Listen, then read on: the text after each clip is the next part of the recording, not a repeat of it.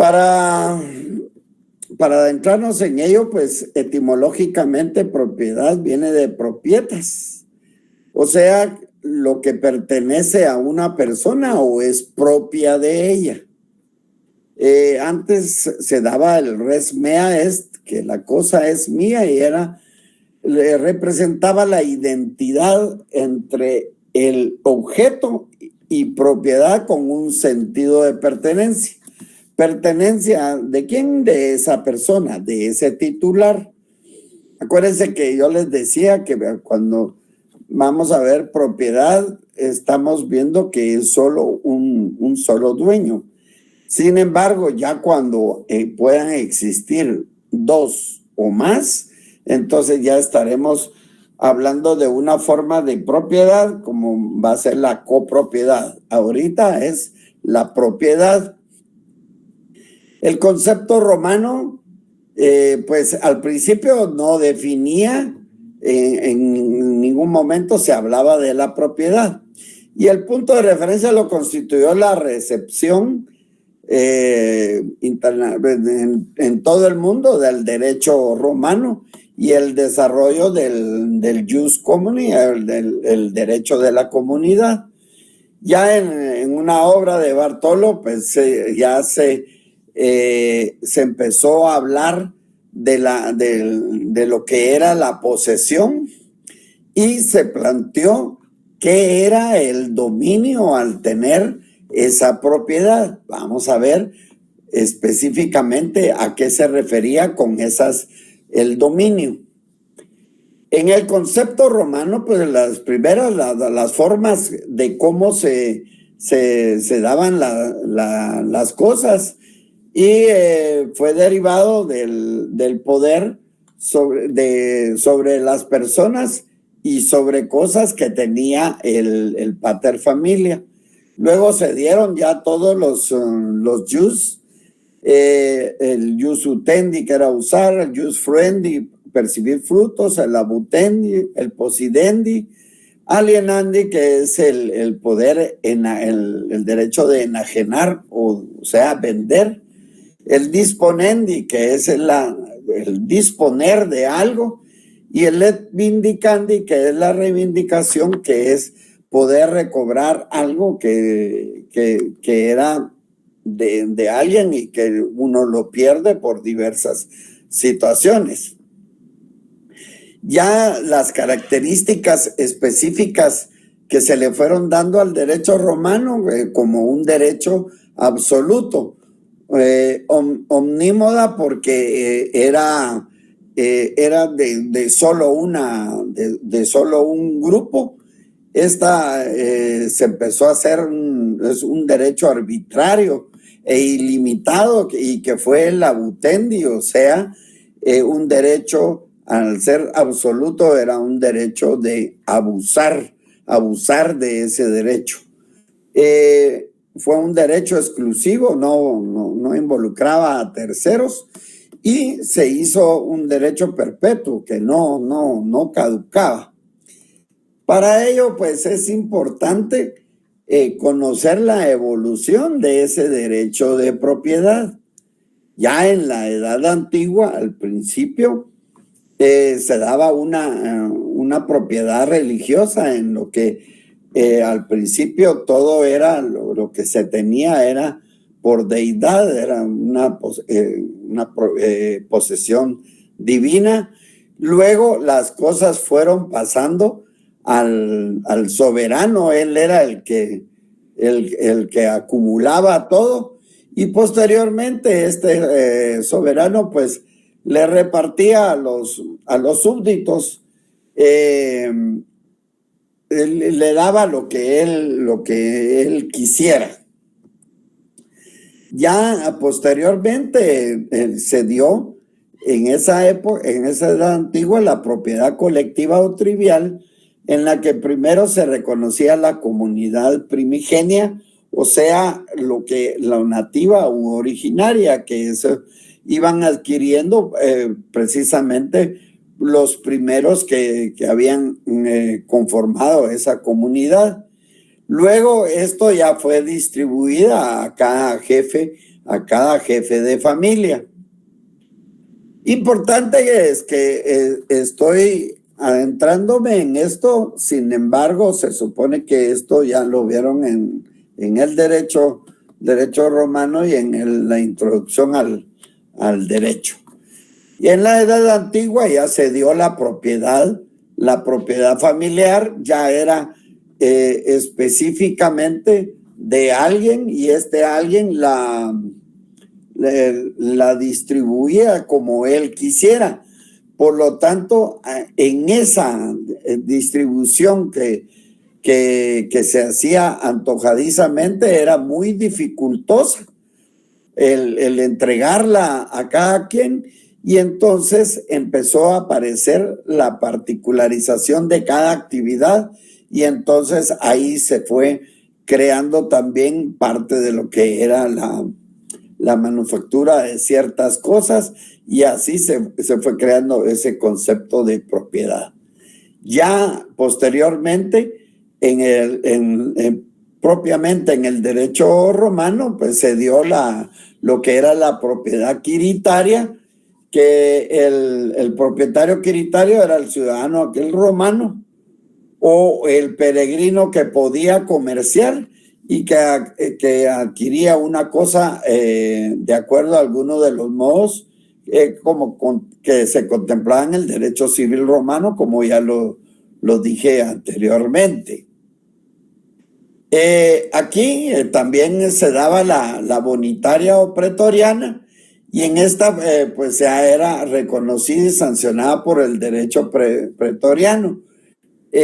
Al principio, en una solo se debía de hacer frente a una persona, y posteriormente se fueron dando el que tenía la posesión y todos los atributos de la propiedad debía servirse de la cosa y de sus frutos, pero en una forma no era el propietario y no podía emplear ningún modo de enajenación, o sea, de poderla transmitir o de poderla vender.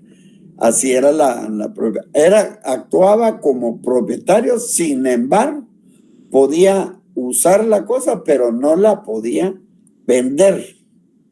Ya en la Edad Media, pues se dio lo que era la decadencia del Imperio Romano con esa invasión de los bárbaros, y que involucra hasta la caída de Constantinopla con los turcos otomanos.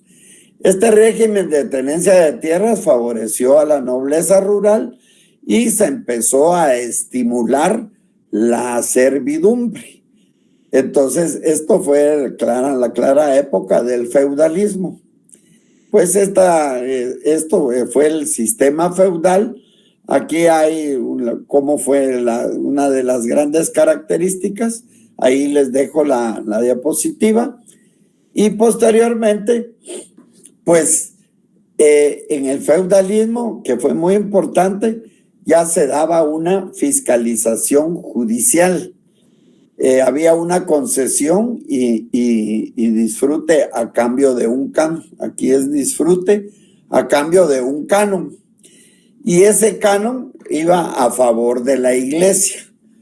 Luego se dio la caída del Imperio Romano, y por protección de las invasiones vikingas, musulmanas y magiares.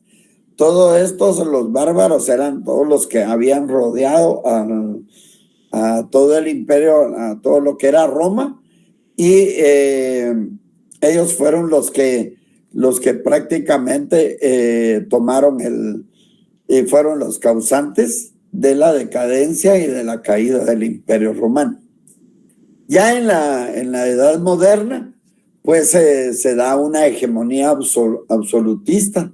Había un poder real, un poder sobre una cosa. Empezó el surgimiento de la clase burguesa y el nacimiento del capitalismo, limitación del consumo y la liberación del afán de lucro, y ya se empezaba a hablar de la iniciativa privada y con la competencia por los mercados. en esta época contemporánea que fue característica de la Revolución Francesa, ya se hablaba de una concepción liberal de propiedad. Se tomó como un derecho subjetivo en el cual ya era el hombre, era un libre titular de un conjunto de derechos inalienables, o sea que no se podían vender ni transmitir, y eran imprescriptibles, o sea que no prescribía ese derecho que se obtenía con la propiedad. Había una libertad individual y un derecho de propiedad, autonomía de la voluntad al poder decir qué hacer con esa cosa y poder disponer a través de ello. Por lo tanto, ya se daban los contratos en los cuales se podía crear, modificar o extinguir una obligación, y por lo tanto, y aquí tomó auge lo que era la personalidad jurídica propiamente del propietario. Esta revolución francesa, resumida en una primera revolución política burguesa que produjo reformas sociales, económicas, y posteriormente la abolición del feudalismo, la garantía de la propiedad privada, el surgimiento de los derechos humanos, que constituyó un referente político e ideológico en esta edad ya contemporánea. El derecho, pues, de propiedad se transformó y evolucionó a lo que era la revolución industrial. Ya posteriormente surgían las transformaciones agrarias, los cambios en la propiedad de la tierra, los nuevos sistemas de cultivo, el aumento de la población, así como el descenso de la tasa de mortalidad y una elevada tasa de natalidad que hacía que hubiera una expansión del comercio con innovaciones técnicas como la energía hidráulica y la máquina de vapor. En esta edad contemporánea, las revoluciones liberales, el auge del sistema capitalista, la propiedad privada en sí, el desarrollo de medios de transporte, del comercio y de los mercados, así como el éxodo del campo a la ciudad. Ya hubo un hacinamiento en las fábricas que producía una asfixiante división del trabajo. Luego aparecieron las especializaciones propiamente del trabajo, con una propiedad aglutinada en el Estado. Por lo tanto, de tanto hablar de la propiedad, entonces podemos decir de dónde viene o qué justifica la existencia real de la propiedad. Y para ello hay tres teorías que nos van a tratar de explicar cómo se originó la propiedad. Hay una primera teoría de la ocupación, y esta pues está fundamentada en la apropiación primitiva de las res nullius, o sea, de todas aquellas cosas que no tenían dueño. Y aquí explica el aparecimiento de la propiedad, pero no justifica realmente su existencia. Cada quien se apropió de esas cosas que no tenían dueño, y así se inició la propiedad. Posteriormente se dijo, no, hay realmente lo que justifica la propiedad es una teoría que se tituló del trabajo. Se decía que realmente la propiedad era derivada del trabajo como recompensa a este mismo trabajo. Era una pretensión moral y jurídica al señorío de lo producido. primero de la ocupación por esas cosas primitivas y posteriormente la teoría del trabajo, que era derivado como recompensa del mismo. Había otra teoría, fue la teoría de la ley. El origen de esta establece que el origen de la propiedad se encuentra en la ley y que depende únicamente de la voluntad del legislador. Sin ley no existe ningún derecho. Y es la ley el verdadero fundamento del derecho de propiedad. Posteriormente hay varias teorías modernas, una cuarta que son las teorías modernas, y que esta se dio con la teoría de la personalidad. Y esta sostiene que este derecho es la proyección del hombre encaminado a la conservación de su existencia, y que entonces la teoría moderna se justificaba con la personalidad. Estas se daban de utilidad o servicio que reportaban a la sociedad, y estos Leroy Beaulieu y Simbale y Dagnano, que fueron los promotores de estas teorías modernas del trabajo. Las teorías modernas evolucionaron y posteriormente fundamentan la propiedad en una triple manifestación, tanto humana, familiar y social, que esta es el fundamento de las teorías modernas. Manifestación humana, familiar y social. Por lo tanto, ahora podemos decir y preguntarnos qué es entonces propiedad. Y como quedamos que es un derecho, ese derecho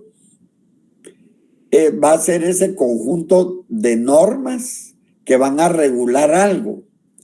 Y entonces el derecho de gozar y disponer de los bienes dentro de los límites y con las obligaciones que establece la ley. Este artículo lo leí únicamente porque ya lo leímos en la clase pasada. Por lo tanto, tiene consideraciones importantes en el cual se dice es un derecho.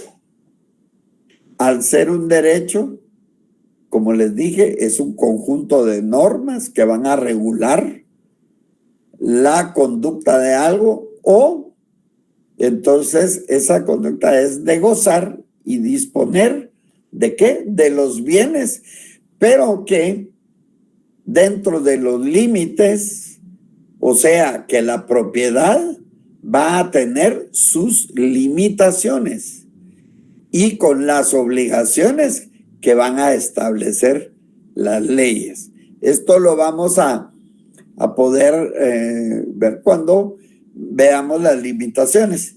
Este derecho supone pleno poder jurídico de lo que posee. Si se recuerdan, cuando es derecho real, es el poder jurídico directo e inmediato que tiene una persona para gozar y aprovechar una cosa total o parcialmente y hacerlo valer frente a todos. Entonces se puede emplear con el objetivo que desee. ¿Por qué? Porque se va a tener la disposición. Hay otras definiciones que han surgido a través de la primera que leímos, es una definición legal. Sin embargo, hay quienes dicen que es el derecho en virtud del cual una cosa se encuentra sometida de una manera absoluta y exclusiva a la acción y voluntad de la persona. Es lo mismo en la que ella va a poder gozar y disponer. Es una acción exclusiva de la persona. Por lo tanto, es un derecho absoluto crea un poder absoluto capaz de limitar cualquier otro poder sobre la cosa, y el ejercicio del derecho queda total, única y exclusivamente subordinado a la voluntad del propietario. Si recordamos la clasificación de los derechos reales, recordamos que son tres los derechos reales: de goce y disposición, de mero goce, o sea que no tienen la disposición, y los derechos de garantía. A través de eso, pues hay otra definición que dice: es el derecho real pleno de gozar y disponer. No se puede dejar de establecer el goce y la disposición. ¿De qué? De los bienes en forma absoluta y exclusiva, respetando los límites y obligaciones que establecen las leyes. Esta definición es una definición personal, pero debido a hacer un resumen de las definiciones anteriores. Hay otras, como la presencia de normas de derecho privado en un texto constitucional, y entonces ahí, al establecer las normas de derecho privado en lo constitucional, vamos a estar hablando realmente de la propiedad privada. Esta pues va a ser el resultado de una transformación de las constituciones modernas. El hombre es una relación jurídica con las cosas, y los hombres deben poder tratar libremente sobre todo lo que les interese, lo que sus necesidades les acerquen, y sus contratos se multiplican tanto como sus necesidades. Así lo establece Portalis. Por lo tanto, propiedad, al agregar esa normativa constitucional, hablamos de propiedad privada. Este va a ser el reconocimiento de la propiedad privada como un derecho del individuo para la satisfacción de su interés personal. La propiedad privada se considera como una atribución o prerrogativa del individuo que se afirma proviene del orden natural, entendido como aquel estadio en el que todos los hombres son libres e iguales por naturaleza, como lo establece John Locke. En el artículo 39, ¿alguien tiene su constitución? A ver, queremos ver si... Artículo 39.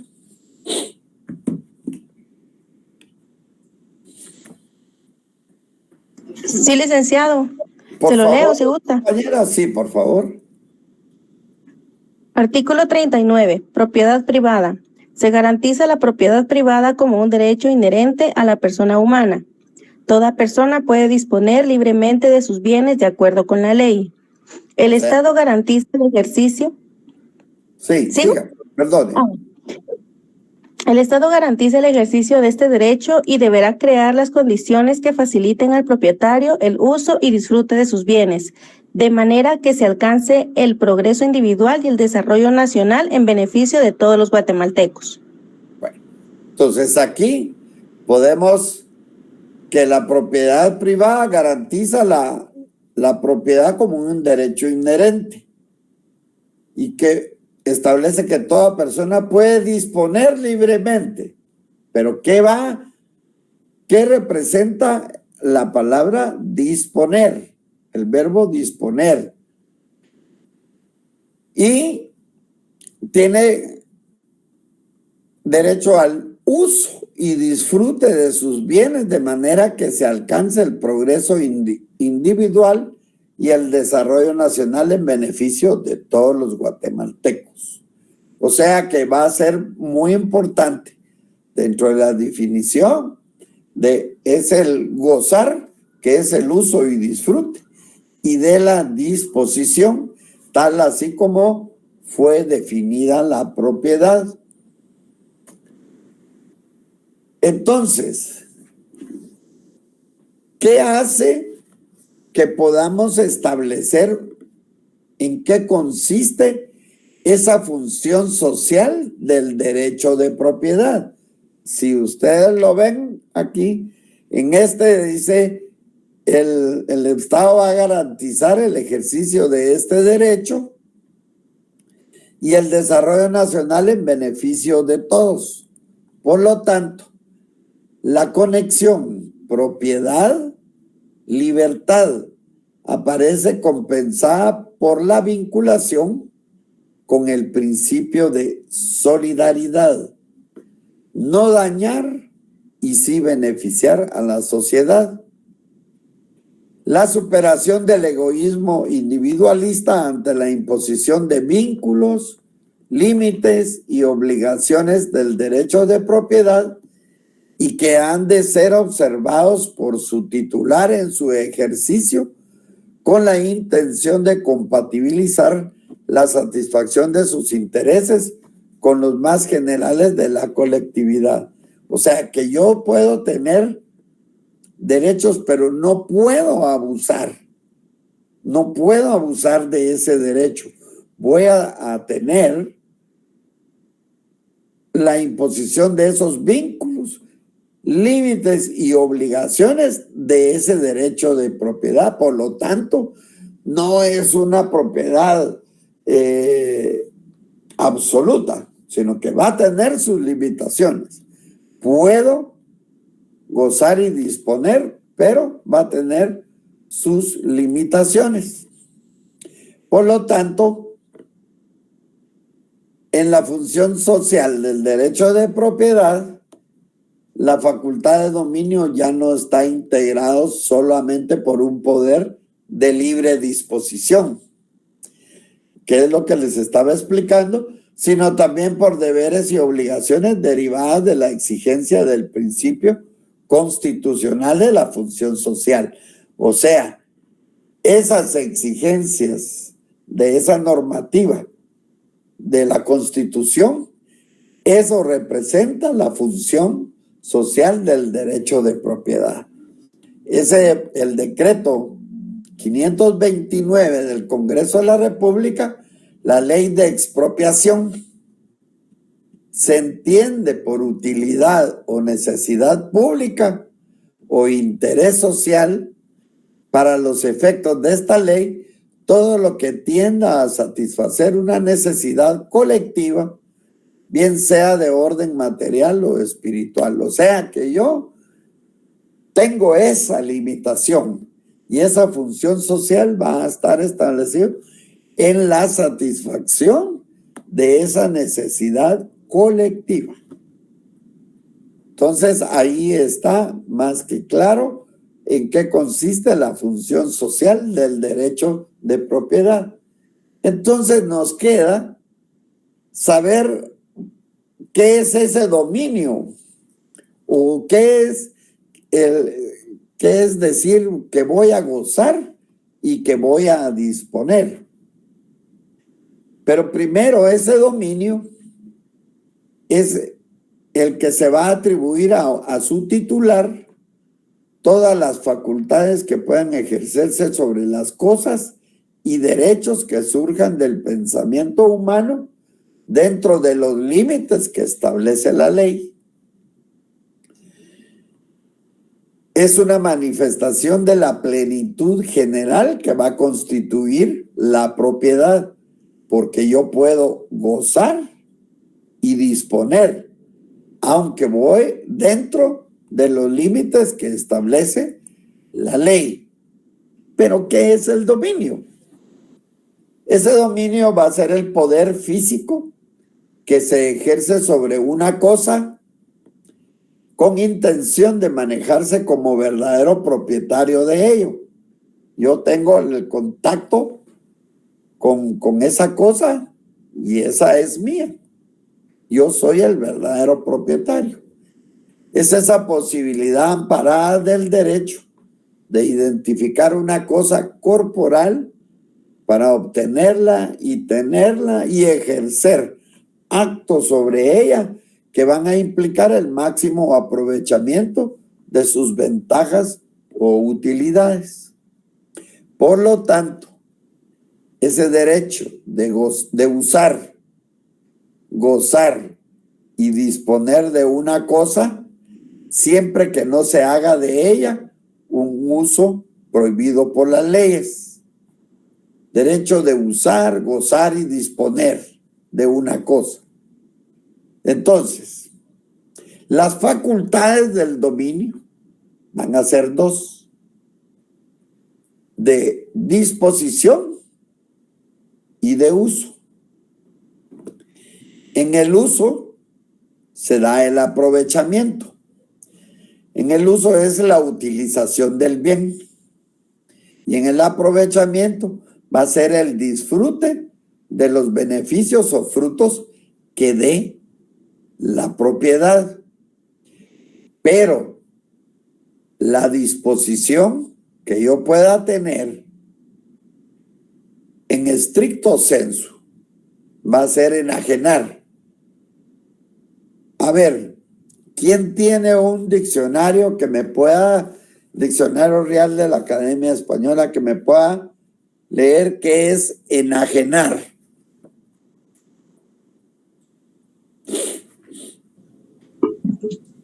Vender o ceder la propiedad de algo u otros derechos. Vale. Segundo, sacar a alguien fuera del... Exacto, ¿verdad? Entonces, esa es la disposición, pero va a tener la disposición si es el verdadero propietario, si tiene la facultad del dominio.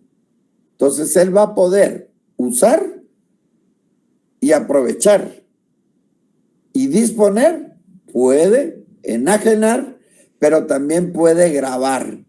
Y al decir gravar es imponer una limitación sobre un bien a efecto de garantizar con el cumplimiento de una obligación. Por ejemplo, yo tengo una casa y necesito hipotecarla. Entonces, impongo sobre la casa la limitación o el gravamen sobre ese bien inmueble a efecto de que con él voy a garantizar que voy a cumplir con mi obligación. Y en la hipoteca, ¿cuál va a ser el cumplimiento de mi obligación? ¿Quién me dice? ¿Cuál va a ser el cumplimiento de la obligación en una hipoteca? Pagar. Pagar, claro. Entonces, yo grabo mi casa, le impongo una limitación al bien como garantía de que voy a cumplir con mi obligación. Si yo pago, no pasa nada con mi bien. Pero si no pago, ahí vienen las complicaciones. Entonces, puedo usar y puedo disponer. Por lo tanto, las facultades del dominio son dos: de uso y disposición, o sea, el uso y el aprovechamiento, y la disposición, o sea, enajenar y poder gravar. ¿Estamos? En la definición de qué es propiedad, en el artículo 464, establece dentro de los límites y con la observancia de las obligaciones.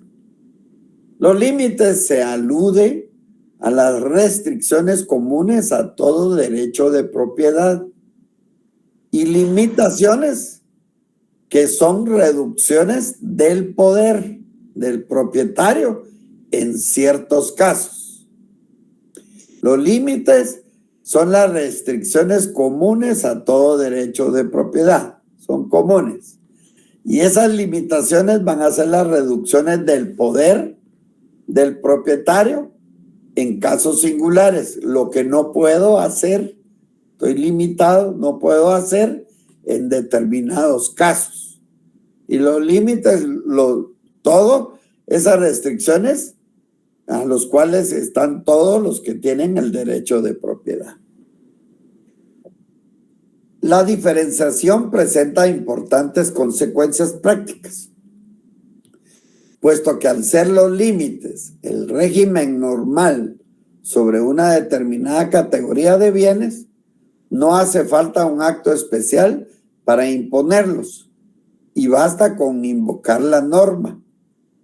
O sea que están los límites y las limitaciones, ¿en dónde van a estar establecidas? En la ley. Las limitaciones necesitan de un acto especial y expreso de imposición y han de ser probadas. Bueno, leamos el artículo 473.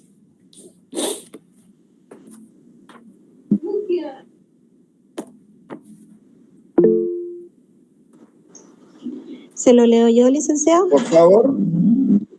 Artículo 473. Subsuelo y sobresuelo. La propiedad del predio se extiende al subsuelo y al sobresuelo hasta donde sea útil al propietario, salvo disposiciones de las leyes especiales. O sea que sea útil.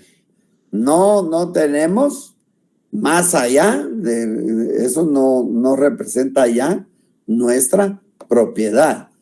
O sea que vamos a tener esa limitación. Entonces, no podemos solo el suelo y sobresuelo. Limitaciones de la propiedad. Entonces, en el 474 hay una prohibición de hacer excavaciones que dañen al vecino. En un predio no pueden hacerse excavaciones o construcciones que debiliten el suelo de la propiedad vecina, sin que se hagan las obras de consolidación indispensables para evitar todo daño ulterior.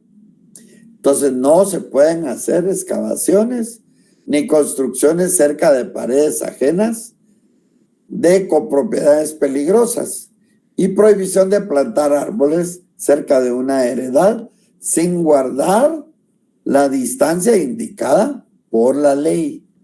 Eso está en el 474. Artículo 475. Deslinde y amojonamiento. Todo propietario tiene derecho de obligar a los vecinos propietarios o poseedores, y él mismo también tiene esa obligación, al deslinde y al amojonamiento, y según la costumbre del lugar y la clase de propiedad, a construir y a mantener a prorata las obras que los separen. El deslinde pues no es más que establecer hasta dónde llega con los mojones, hasta dónde llega su propiedad, y no más, porque si no estaría uno abusando de ese derecho de propiedad. O sea, no puede establecerse más de lo que se tiene. Yo tengo que delimitar mi propiedad. Tengo también obligación de cerrar el fondo, de modo que lo estime conveniente o lo dispongan las leyes y reglamentos municipales, salvo los derechos de servidumbre, que esos los vamos a ver cuando veamos las servidumbres. Una finca también denominada en derecho fundo o predio. O sea, tengo que delimitar exactamente hasta dónde llega mi propiedad. Tengo la obligación de cerrarlo, o sea, de cercarlo o delimitarlo claramente. Construcciones cerca de edificios públicos. Nadie puede edificar ni plantar cerca de las plazas fuertes, fortalezas y edificios públicos, sino sujetándose a las condiciones exigidas en los reglamentos respectivos. O sea que no se puede edificar ni plantar cerca de las plazas fuertes y fortalezas y edificios públicos, a menos que se hayan hecho y se cumpla con los reglamentos. Las servidumbres, pues, esto es como la servidumbre legal de paso, es en lo que si yo no, hay dos predios, el predio A de un señor y el predio B de otro, pero uno de ellos no tiene salida a lo que es la vía pública. Se debe dar una servidumbre legal de paso. Eso lo vamos a ver cuando veamos las servidumbres. Por lo tanto, las limitaciones. Limitaciones de la propiedad, construcciones no permitidas. Nadie puede construir a menos de 2 metros de distancia de una pared ajena o medianera. Aljibes, o sea, aquellos depósitos, cisternas, ¿verdad?, de agua, pozos, cloacas, letrinas, acueductos, horno, fraguas, chimeneas, establos, ni depósitos de agua ni de materias corrosivas, sin construir las obras de resguardo necesarias y con sujeción a cuantas condiciones se prevengan en los reglamentos de policía y de sanidad. O sea, todo hay esas limitaciones. Si yo no las cumplo, hay un abuso de propiedad. Ese es un abuso de propiedad. Prohibición de actos que dañen pared medianera, una pared que divida un predio de otro predio. No se puede poner contra una pared medianera que divida 2 predios de distinto dueño ninguna acumulación de basura, tierra, estiércol u otras materias que puedan dañar la salubridad de las personas y la solidez y seguridad de los edificios. Tanto en estos como en los enunciados en el artículo anterior, a falta de reglamentos generales o locales, se ocurrirá un juicio pericial. Entonces, no se puede. Siembra de árboles cerca de heredad ajena, si son grandes, no a una distancia de 3 metros, y si son de arbustos o árboles pequeños, de 1 metro. Entonces, debido a que también se tiene el derecho de exigir que se arranquen los árboles, para que exista mayor distancia de la señalada en el artículo que precede, si por la extensión de sus raíces amenazaran la seguridad de sus construcciones. Hay árboles que las raíces destruyen las paredes medianeras y provocan daño al predio vecino. Ramas que se caen sobre propiedad vecina. Si las ramas de los árboles se extienden sobre alguna heredad, jardines o patios vecinos, el dueño de estos tendrá derecho de reclamar que se corten en cuanto se extiendan sobre sus propiedades. Los frutos que caigan pertenecerán al vecino de donde cayeron, ¿verdad?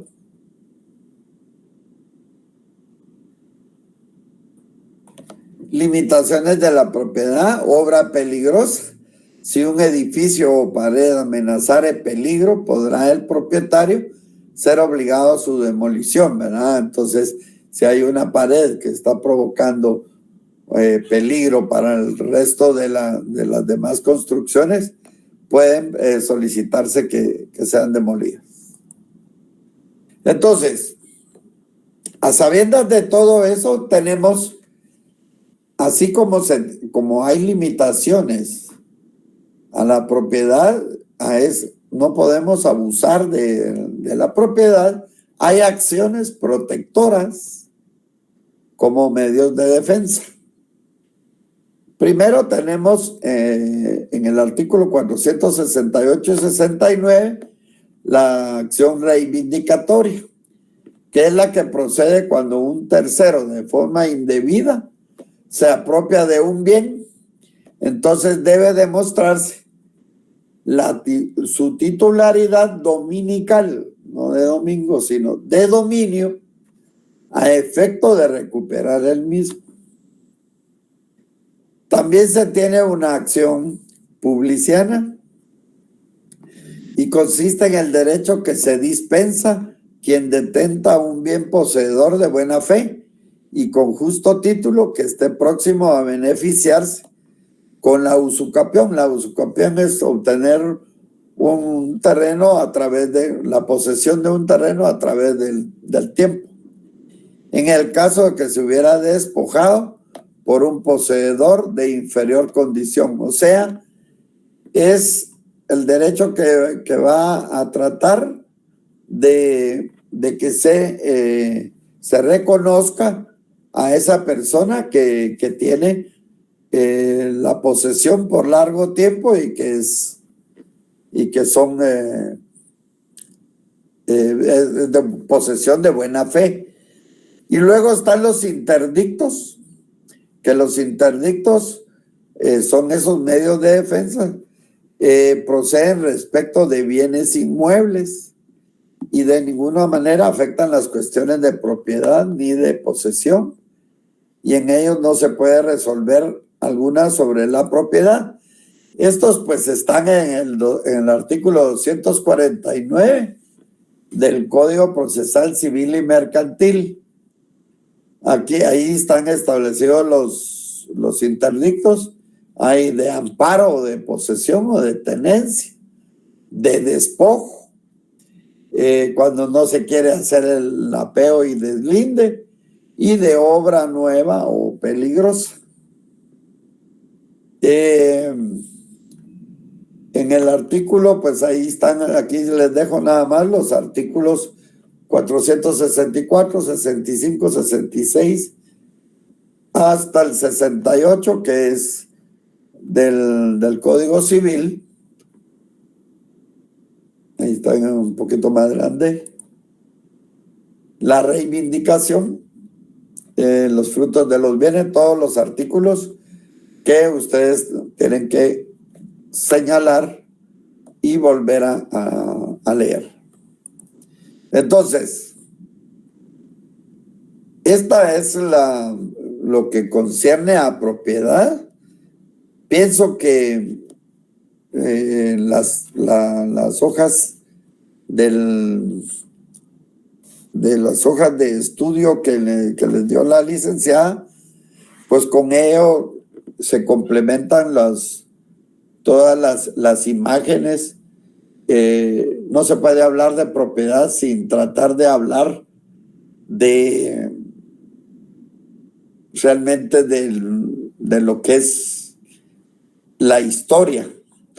Por lo tanto, ahí estamos. Vamos a ver. Bueno, ¿alguna pregunta? Sé que es un poquito bastante tedioso, pero si vuelve uno a repasar las diapositivas, va a ir entendiendo, está lo más claro posible. Si usted vuelve a leer el artículo 464, a ver, alguien que me lea el artículo 464 de nuevo.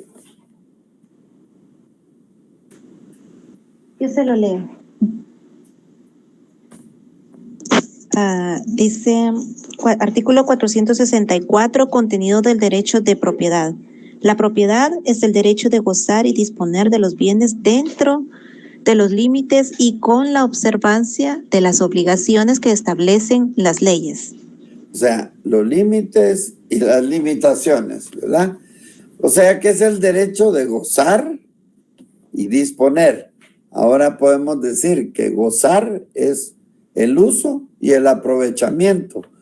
Y el disponer, puedo enajenar, o sea, vender, transmitir, y puedo también gravar, o sea, imponer un gravamen a mi propiedad para garantizar el cumplimiento de una obligación. Si yo tengo esas facultades, tengo el dominio. Por lo tanto, las facultades del dominio son dos: de uso y aprovechamiento y de disposición, en la cual yo puedo enajenar y puedo grabar. A ver, ¿alguna pregunta? Tenemos tiempo. Un poquito tedioso, ¿eh? Cansado. Si es cansado para ustedes, ya se imaginan para mí. Pero yo creo que es muy, muy bonita. Sí, diga, Cristian. Buenas tardes. Sí, Cristian, dígame. Sí, disculpe, tengo una duda con relación a la reivindicación y se me ocurre el asunto de España con los invasores de las propiedades. Dice el propietario de una cosa, tiene el derecho de reivindicarla de cualquier poseedor o detentador. ¿Qué se hace en Guatemala, digamos, con los... Esa es la acción reivindicatoria, es tratar, usted tiene que demostrar que esa cosa es suya. Y entonces usted tiene que demostrar que es propietario. Y entonces interpone una acción reivindicatoria. Si alguien se la ha quitado, tiene derecho a que se la devuelvan. Así de sencillo. Disculpen, esa acción reivindicatoria, Cristian, se plantea a través de un juicio. Un juicio en los juzgados civiles, ¿ya? Y es un juicio ordinario. ¿Y a los ocupantes les protege la ley, por ejemplo, el derecho de habitación o algo así? ¿O es que todo eso lo tiene que demostrar. Todo eso lo tiene que demostrar usted en juicio, porque no sabemos en qué calidad están las personas habitando ahí. Por medio de la ocupación no se pueden adquirir bienes inmuebles. Esa figura no aplica para ahí. Aquí estamos hablando de propiedad. Ocupación ya es un modo de adquirir la propiedad, pero para bienes muebles, no para inmuebles. O sea que la ocupación se da para cosas que no tienen dueño. Pero muebles. Pero que sean bienes muebles. Bienes inmuebles es invasión. Eso es invasión. Ah, sí, eso, pues es que bueno, lo que están hablando en España es de la invasión. Invasión. Eso es de bienes inmuebles. Ah, excelente, gracias por la aclaración, eso es un buen punto, muy amables. Gracias, Lick. Bueno, estamos. ¿Alguna otra pregunta? Es que esas acciones son las que protegen la propiedad. Obviamente, si la están protegiendo, yo como dueño tengo que comprobarlo, porque no es solo de venir a decir, ay, mire, aquel lote es mío, fíjese, porque lo heredé de mis tatarabuelos. No, cada bien tiene un titular y debe ser comprobado como tal, y para eso están las acciones para defensa de la propiedad. Otra cuestión sería que alegara una posesión y una usurpación, pero eso es aparte, no hay que confundir las figuras. Así, y eso es lo que estamos haciendo aquí al estudiar los derechos reales, ¿verdad?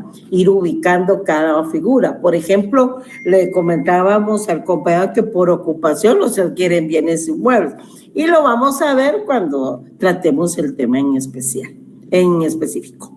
¿Alguien más? ¿Algún comentario? Bien. ¿Sí? ¿Doctor? Donde están las tres acciones. La acción reivindicatoria, la acción publiciana y la acción... de los interdictos. Interdictos. Los interdictos sí es en la vía sumaria. Sí, en la vía sumaria, sí.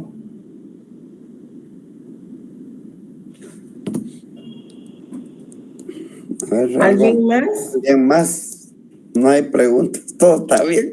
Todo está claro. Creo. Ujú. ¿Alguien más? ¿No? Bueno, entonces dejamos ahí. Sí, Cristian. Bueno, solo quería comentar que me parece muy interesante el artículo de construcciones no permitidas, ¿verdad? Cloacas, letrinas, acueductos, porque pues la explicación es que a la hora de hacer el pozo lo hacen vertical, pero cuando el agua empieza a golpear las paredes, empieza a Afecta extenderse al otro. y se traga toda la casa del vecino Así también, ¿verdad? es. Humedece las paredes y hasta daña el ladrillo o el bloque, ¿verdad? Contamina. Y Además de además tiene que construirse bajo los cánones de protección de la propiedad vecina. Así es. Ese está un poco difícil, Pero eso ¿cómo se llama?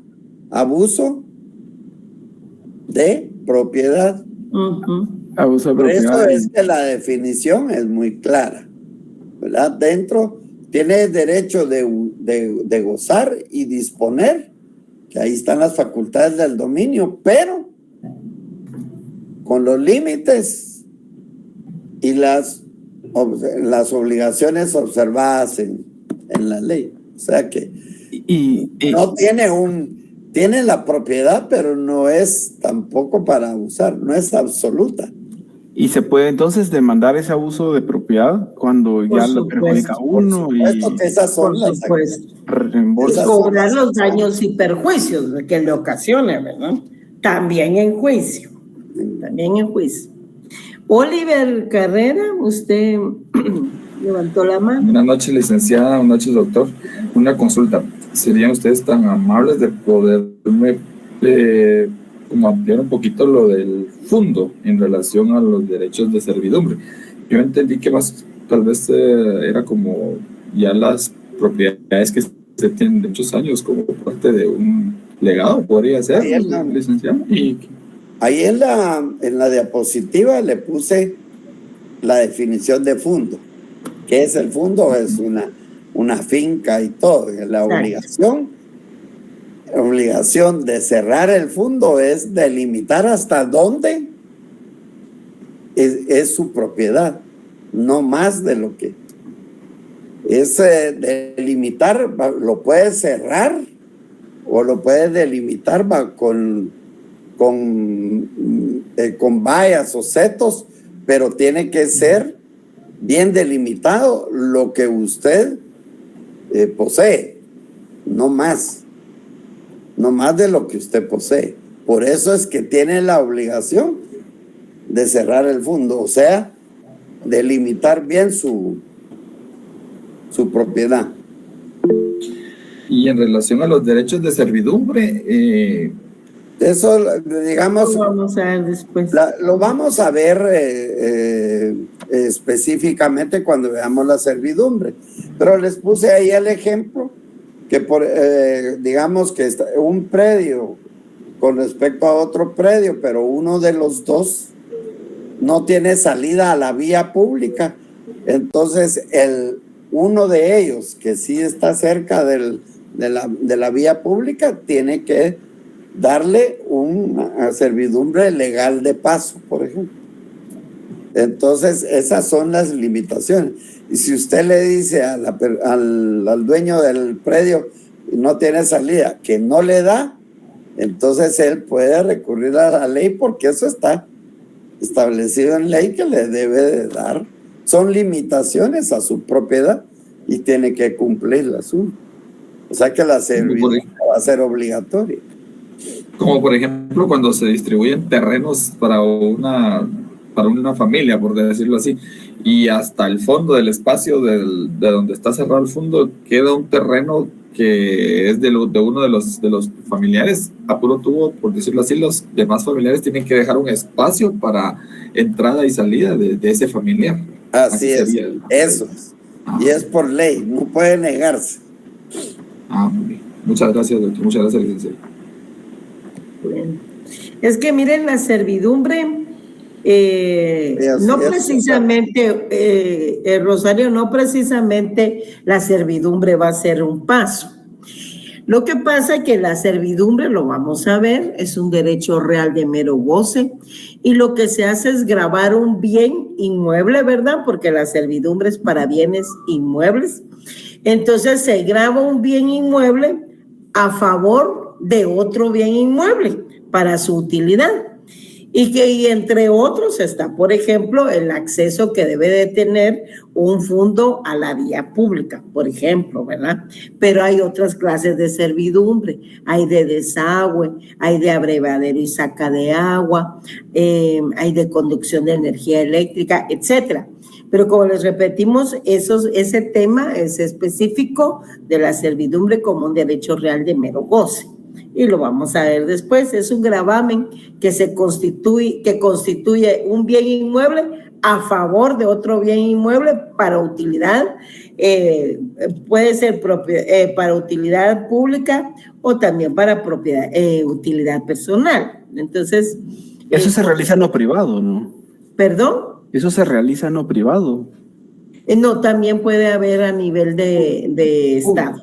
Ajá, por eso le decía, hay de energía eléctrica, por ejemplo, para colocar los postes, hay para colocar las señales de telefonía, todo eso.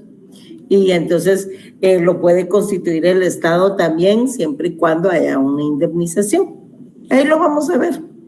Por eso la diapositiva que les presenté solo tiene 2 ejemplos, no le podía poner más. Está lo del paso y está el brevadero, la conducción de agua. Entonces, eso lo vamos a ver por eso se los dije ahí, cuando yo explicándoles, va a ser específicamente cuando veamos las servidumbres. Así es. ¿Alguien más, compañeros? Yo vi que había alguien más, pero aquí pasa muy rápido el mensaje, entonces pidan la palabra, ¿verdad? Es mejor. Ya había sido yo, pero con la aclaración que está dándole el doctor al compañero sobre los pasos que se tiene que permitir por ley, ¿verdad? Pero ya me quedó aclarada la duda, muy amable. Bueno, para servirle. Gracias. ¿Alguien más? Ok, finalizamos aquí entonces y nos vemos el día jueves, Dios primero. Pasen feliz tarde. Gracias. Les agradezco.